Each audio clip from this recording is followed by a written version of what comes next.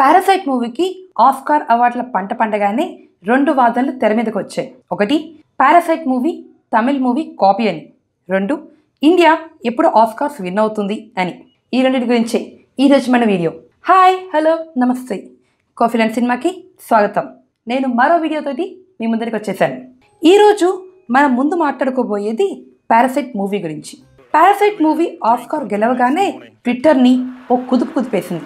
ఆ కుదుపుకు కారణం కొరియన్లు కాదు, మన తమిళ తంబిలే.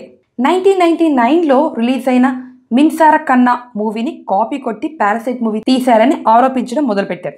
విజయ్, ఖుష్బు, రంభా నటించిన ఈ సినిమాకి కెఎస్ రవికుమార్ దర్శకుడు. స్టోరీ అందించింది మాత్రం ఎంఏ కెనడీ. సో ఈ రెండు సినిమాలకి పోలికలేంటి ఇప్పుడు చూద్దాం. ధనవంతురాలైన ఖుష్బు ఇంట్లో ముందు సెక్యూరిటీ గార్డ్గా ప్రవేశిస్తాడు విజయ్. కీవు ఎలా పార్క్ ఇంట్లో చేరుతాడో అలా. కాకపోతే కీవుకి మిన్హ్యుక్ రికమెండేషన్ ఉంటుంది, కానీ మన విజయ్ మాత్రం ఖుష్బుని ఇంప్రెస్ చేసి జాయిన్ అవుతాడు. ఆ తర్వాత తన అన్నని వాచ్మెన్గా జాయిన్ చేస్తాడు. కీవు కీజోంగ్ని జాయిన్ చేసినట్టు. ఆ తర్వాత తన అన్న కొడుకుని హెల్పర్గా, తండ్రి చెల్లెని వంట వాళ్ళగా జాయిన్ చేసేస్తాడు. కీటెక్ డ్రైవర్గా, చుంగ్సుక్ కుక్గా జాయిన్ అయినట్టు.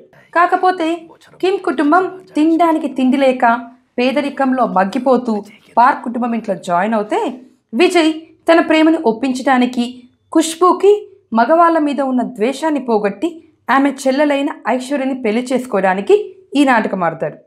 మిస్టర్ పార్క్కి పేదవాళ్ళ వాసన అంటే ఎంత అసహ్యమో ఖుష్బుకి మగవాళ్ళ వాసన అంటే అంత అసహ్యం. కాకపోతే పారాసైట్ ఓ డార్క్ థ్రిల్లర్ అయితే మిన్సార కన్నా ఓ రొమాంటిక్ మూవీ. స్టోరీలో ఇలాంటి కొన్ని పోలికలున్నా స్క్రీన్ ప్లేలో పెద్దగా పోలికలు ఎక్కడా కనపడవు. అప్పట్లో క్రిటిక్స్ కూడా ఈ మూవీకి నెగిటివ్ రివ్యూసే ఇచ్చారట. ఇప్పుడు చూస్తే 90sలో ఉండే ఆ నాస్టాలజిక్ ఫీలింగ్ అంటారు చూడండి, అది ఖచ్చితంగా కనపడుతుంది. అప్పట్లో ఆల్మోస్ట్ అన్ని మూవీస్ ఇలానే ఉండేవి. రెండు మూవీస్ ఒకటేనా అంటే చెప్పడం కష్టం. అలాగని సంబంధమే లేదా అంటే అది చెప్పడం కష్టమే. కాకపోతే ఒకట్లా ఉన్నా లేకపోయినా మిన్సార కన్నా మూవీని ఇప్పుడు ఎక్కువగా చూస్తున్నది మాత్రం కొరియన్లే.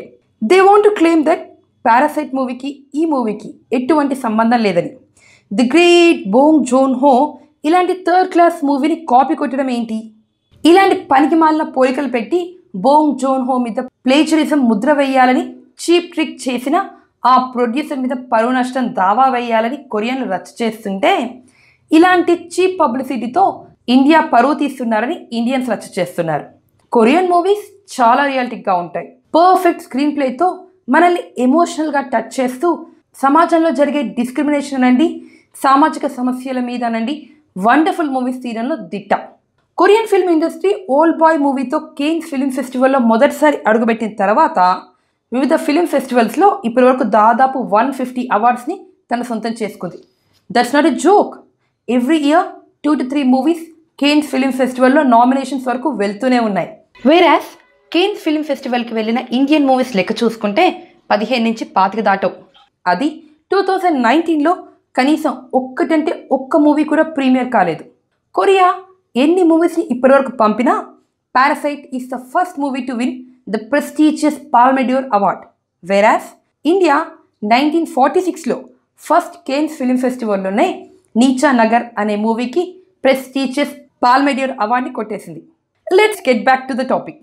ఓకే, ఈ రెండుకి పోలికలు ఉన్నాయా అంటే, నేను ఫస్ట్ టైం ద చేసర్ మూవీని చూసినప్పుడు I was surprised and overwhelm. కానీ చూసిన తర్వాత కాసేపటికి I found it much more similar to Erra గులాబీలు.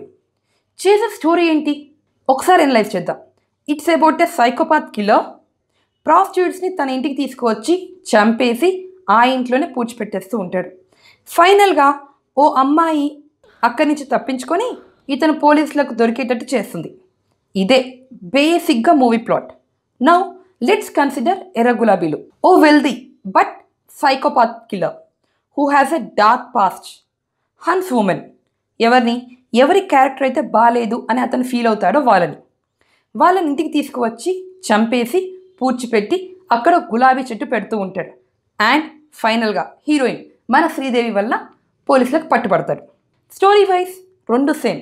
ఎర్ర గులాబీలు కనుక 1978లో కాకుండా 2008 తర్వాత రిలీజ్ అయి ఉంటే చేజర్ని కాపీ చేశారు అని మనం ఖచ్చితంగా అనేవాళ్ళం. కానీ ఎర్ర గులాబీలో సినిమాని చేజర్ డైరెక్టర్ కాపీ చేశారు అని మనం అనం. ఎందుకంటే it's based on a real life crime story which happened in Korea. So ఆ ఛాన్సే లేదు. బట్ చంపిన కిల్లర్ శవాలు ఇంట్లో కూర్చోబెట్టలేదని, మౌంటైన్స్లో పెట్టాడని రకరకాల థియరీస్ ఉన్నాయనుకోండి. అది పక్క పెడితే Erra Gulabilu was remade in Russian as Krasnye Rozy and in Japanese as red roses. No doubt Korean movie industry is heavily influenced by Japanese cinema. మనం కొరియన్ డ్రామాస్ అని ఎగబడే Boys Over Flowers, To the Beautiful You, City Hunter లాంటి dramas అన్నీ Japanese drama లేదా manga రీమేకే. నేను Chaser and Parasite మన movies copy అన్ను. ఒకే ఆలోచన ఇద్దరికి రావడంలో తప్పలేదు. And for both movies the credit goes to respective directors only. I'm not against Korean film industry, కానీ మన ఇండస్ట్రీని గార్బేజ్ అని, చెత్తని పిలుస్తున్నారు చూడండి. I'm against them. Now let's go to our second topic. Does Indian cinema deserve Oscars? మొట్టమొదటిసారిగా Indian cinema ఆస్కార్స్లో nominate అయ్యింది 1958లో with Mother India movie. And it lost with just 1 vote. ఎందుకు? హీరోయిన్ అయిన రాధ జమీందారు కోరిన శారీరక సౌఖ్యాన్ని అందించేస్తే అయిపోయేదిగా, ఇంత కష్టపడాలా అన్నది ఫారినర్ల కాన్సెప్ట్. కానీ మన ఇండియన్ కల్చర్లో స్త్రీలు శీలానికి ఇచ్చే విలువను వాళ్ళు అర్థం చేసుకోలేకపోయారు. ఇది మాత్రమే రీజన్ కాదు. One reason is we couldn't lobby at that time and the other is white supremacy. దాంతో చేతికి అందిందనుకున్న ఆస్కార్ చేజారిపోయింది. ఆ తర్వాత సలాం, ముంబై అండ్ లగాన్ నామినేషన్ వరకు చేరాయి, అంతే. జనరల్గా ఆస్కార్స్కి కావాల్సింది ఏంటి? Original story, social issues and global consent ఉన్న ప్రాబ్లమ్స్. మరి అలాంటి సినిమాలు మన తెలుగులో లేనే లేవా? ఒకసారి ఎనలైజ్ చేద్దాం. 1974లో వచ్చిన కృష్ణవేణి మూవీ. ఈ సినిమాలో హీరోయిన్ అయిన కృష్ణవేణి హిస్టీరియాతో సఫర్ అయితే ఆమెకి పిచ్చిదాననే ముద్ర వేసి ఆమెని, ఆమె కుటుంబాన్ని సమాజం ఎలా వెలివేసింది అన్న స్టోరీతో రూపొందింది. And this movie is about a social issue. 1980లో వచ్చిన శంకరాభరణం. కళామ తల్లిని నమ్ముకున్న శంకర్ శాస్త్రి ఎలా చితికిపోయాడు, వెస్టర్న్ కల్చర్ మన జీవితాలని ఎలా ఛిద్రం చేసింది, కులాలతో సంబంధం లేకుండా కళ ప్రతి ఒక్కరికి ఎలా సొంతమో చెప్పే realistic story.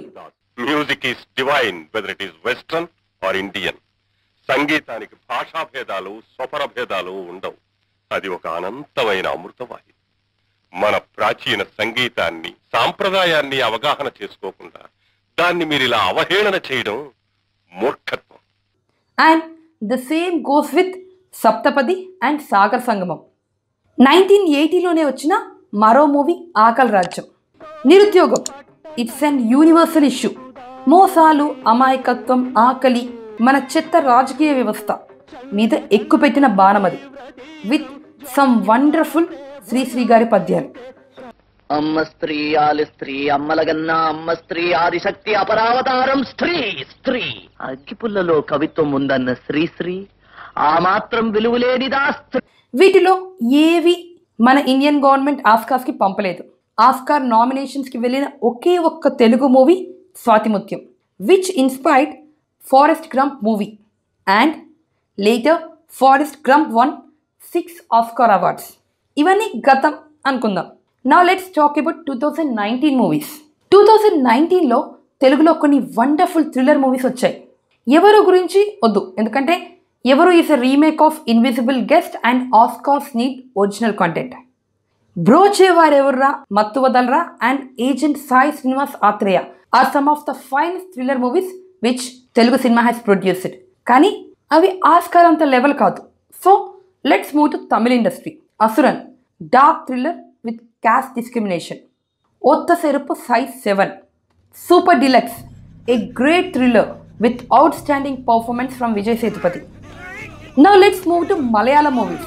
Kumbalangi nights, Helen and Jallikattu. నాగరికత తెలియని ఆది మానవులకి డిజిటల్ ఏజ్లో పరిగెడుతున్న మనకు పెద్ద తేడా లేదని చూపించే pure raw content movie Jallikattu. ఇక నేను అస్సామీస్, బెంగాలీ మూవీస్ జోలికి వెళ్ళనే లేదు. అవి ఒరిజినల్ అండ్ రా కంటెంట్ తీయడంలో దిట్ట.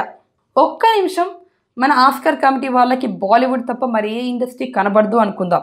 అందుకే బాలీవుడ్ మూవీస్నే పంపుతుంది అని కూడా అనుకుందాం.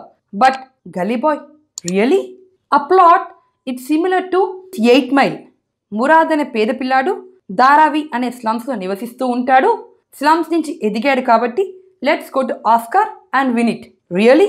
ఇంతకంటే మన ఎవరిని పంపించుంటే అంతకంటే బాగుండేది. No doubt Gully Boy is a good movie, but not the best. బాలీవుడ్లో ఈ సంవత్సరం బెస్ట్ మూవీసే రాలేదా అంటే there are. Article 15, Mard Ko Dard Nahi Hota, section 375, etcetera etcetera. ఇక 2018లో వచ్చిన తుంబాద్ అయితే it's and mind blowing thriller. No let's compare Parasite and Tumbbad. Parasite movie కామెడీతో స్టార్ట్ అయ్యి ఇంటర్వెల్లో థ్రిల్లర్గా మారి ఇట్ ఎండ్స్ విత్ హర్రర్. ఇన్ని జానర్స్ని కవర్ చేసింది. And there are so many plot twists with gripping screenplay. It may be a social satire, but let's keep that aside. Ika Tumbaad. It starts with a gore horror, turns into fantasy, then thriller, with some enjoyable moments, touches our historical aspects, and ends with horror. Parasite kante ఎక్కువ జానర్స్ని cover చేసింది కదా. And it also has a unique story, gripping screenplay with wonderful message. Oscars గెలవకపోయినా కనీసం nominations వరకు వెళ్ళేదిగా. No doubt awards need lobbying and Koreans are really good at it. ఎంత lobbying చేసినా సినిమాలో దమ్ము లేకపోతే ఏది పనికిరాదు. అండ్ పారాసైట్ మూవీలో ఆ దమ్ము ఉంది. 2008లో స్లమ్ డాగ్ మిలియనీర్ అనే మూవీ 8 ఆస్కార్ అవార్డ్స్ని సొంతం చేసుకుంది. It's a story based on Q&A novel written by an Indian author Vikas Swarup, picturized at Juhu slums in Mumbai with Indian actors and made in India. కాకపోతే screen play and direction మాత్రం Britishers చేశారు. ఆస్కార్స్లో 10 కేటగిరీస్లో nominate అయితే 8 గెలుచుకుంది. 7 బాఫ్తా అవార్డ్స్తో పాటు 4 golden globe అవార్డ్స్ని సొంతం చేసుకుంది. Still we don't own that movie. మనకు అది మన మూవీ అని చెప్పుకోవడానికి సిగ్గుచేటు. ఆ సినిమా రిలీజ్ అయినప్పుడు అమితాబ్ బచ్చన్ లాంటి లెజెండరీ మూవీ స్టార్స్ వచ్చి ఆ మూవీని బాయ్కాట్ చేయమన్నారు. ఎందుకు? మన వద్ద స్లమ్స్ ఉన్నది నిజమే కదా, దాన్నేగా సినిమా తీసింది, బాయ్కాట్ చేయండి అని చెప్పడం కంటే ఒక్కో యాక్టర్ ఒక్కో స్లమ్ని దత్తత తీసుకుంటే అయిపోయేదిగా అని నేను అప్పుడు అంటే, at the time my views are considered as immature. And అవి ఇమ్మెచ్యూర్ అని ప్రూవ్ అయ్యాయి కూడా. ఎందుకంటే according to global view India is still considered as the biggest slum, thanks to Slumdog Millionaire. Now, let's get back to the topic. India has a lot of talent. New themes, originality, raw content, emotional uproar ki mana movies pettindi peru. That too, every movie gives us lessons of life. Let's again consider Parasite. Climax lo Kim Park ni champestaru. Enduku? పేదవారికి ధనవంతుల పట్ల ఉండే కోపం, వాళ్ళ పేదరికానికి ధనవంతులే కారణం అని నమ్మే global ఆలోచనకి ఇది ప్రతీక. కానీ మనం అలాంటి మూవీస్ని తీయగలమా అంటే we can't and we won't. I will give an example of Satyajit Ray movie 2. ఓ ధనవంతుడి బిడ్డ పేద పిల్లవాడు సంతోషంగా ఫ్లూట్ వాయించుకోవడం నచ్చక తన వద్ద ఉన్న గొప్ప గొప్ప బొమ్మలు చూపించి ఆ పిల్లాడిని ఏడిపించి సాడిస్టిక్ ఆనందాన్ని పొందుతాడు. కానీ అతని వద్ద ఎన్ని బొమ్మలున్నా అవి ఎంత పెద్ద పెద్ద డిఫరెంట్ సౌండ్స్ని చేస్తున్నా సంతోషంతో పేదవాడు మోగించే పిల్లని గ్రోవి ఆనందాన్ని అందుకోలేకపోతాడు. మన వద్ద ధనవంతుల్ని చూసి పేదవారు అసూయపడరు, పేదవారికి ఉన్న స్వేచ్ఛని చూసి ధనవంతులు అసూయపడతారు. ఇది మన సంస్కృతి, సినిమా మన సమాజానికి ఇచ్చే సందేశం. ఇదే ఎగ్జాంపుల్ ఎందుకు ఇచ్చాను అంటే Akira Kurosawa, who is considered as one of the masters of world cinema. ఆయనకి 1990లో ఆస్కార్ హానరీ అవార్డు వస్తే సత్యజిత్ రే గారికి ఆస్కార్ హానరీ అవార్డ్ 1991లో వచ్చింది. He is also one of the most influenced person in world cinema. నేను పైన చెప్పిన మూవీస్ అవి శంకరాభరణం, సప్తపది, సాగర్ సంగమం, వీటిలో ఏ ఒక్క మూవీ ఆస్కార్కి వెళ్ళినా కళా తపస్వి విశ్వనాథ్ గారు కూడా వరల్డ్ సినిమా మీద తన చెరగని ముద్రను వేసేవారు.